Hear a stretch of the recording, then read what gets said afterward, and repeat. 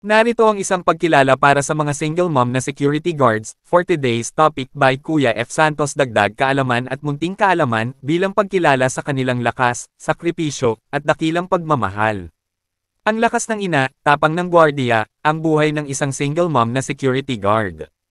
Isang mapagpalang araw sa ating lahat, lalo na sa ating mga kapwa gwardiya at higit sa lahat sa ating mga single mom na security guards. Ang inyong kwento ay hindi lamang kwento ng pagtatrabaho, kundi kwento ng sakripisyo, lakas ng loob, at walang kapantay na pagmamahal.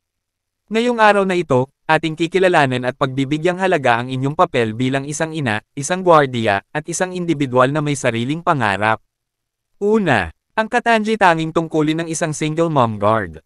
Ina sa bahay, tagapag-alaga, tagapagturo, tagapagtanggol ng anak kahit walang katuwang. Tagapangalaga sa trabaho, bantay ng kapayapaan at seguridad ng ibang tao, kahit sariling kapakanan ay minsan na isasantabi. Babaeng may sariling laban, may sariling pinagdadaanan ngunit hindi sumusuko. Ikalawa, paano nababalanse ang tatlong panig ng buhay? Isa, oras para sa anak. Prioritize ang quality time, hindi lang quantity. Kahit pagod, isang yakap, kwentuhan o simpleng kamustahan sa gabi ay mahalaga. Gumamit ng teknolohiya kung malayo tawag, chat, video call. Turuan ng anak ng disiplina at pangunawa sa sitwasyon. Ito'y bahagi ng pagpapalaki sa isang matatag na bata. Dalawa, oras para sa trabaho. Panatilihin ang pagiging propesyonal, alerto, at tapat sa tungkulin. Huwag dalhin ang problema sa bahay sa loob ng duty, at huwag ding hayaang ubusin ng trabaho ang lahat ng enerhiya.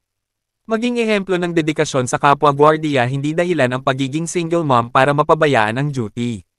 Tatlo, oras para sa sarili. Mahalaga ang self-care kahit simpleng pahinga, tahimik na sandali, o kaunting panalangin. Ipaglaban ang personal na kalusugan mental, emosyonal, at pisikal. Tandaan, ang isang inang buo ang loob, ay isang gwardiyang matatag. Ikatatlo, mga katangian ng single mom guard na dapat kilalanin at ipagmalaki. Matapang kahit mag-isa, humaharap sa panganib at responsibilidad. Mapagmahal, lahat ng ginagawa ay para sa anak, walang hinihinging kapalit. Masinop, marunong sa pagbabudget ng oras, pera, at emosyon. Masipag at responsable, hindi pinababayaan ang trabaho kahit pagod o may pinagdaraanan. Ika-apat, inspirasyon para sa kapwa gwardiya. Ang pagiging ina ay hindi hadlang sa pagiging mahusay na gwardiya.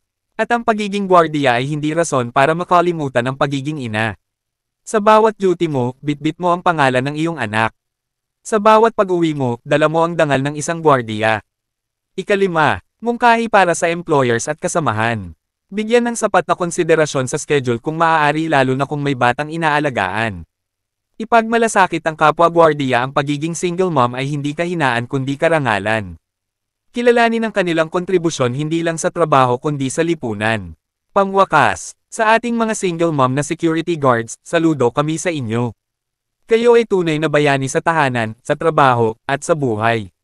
Ituloy ninyo ang laban. Hindi kayo nag-iisa. Para ito sa inyo. Dagdag kaalaman at munting kaalaman mula kay Kuya F. Santos po. Sumasaludo sa lahat ng mga security guards na single mom. Mabuhay po kayong lahat.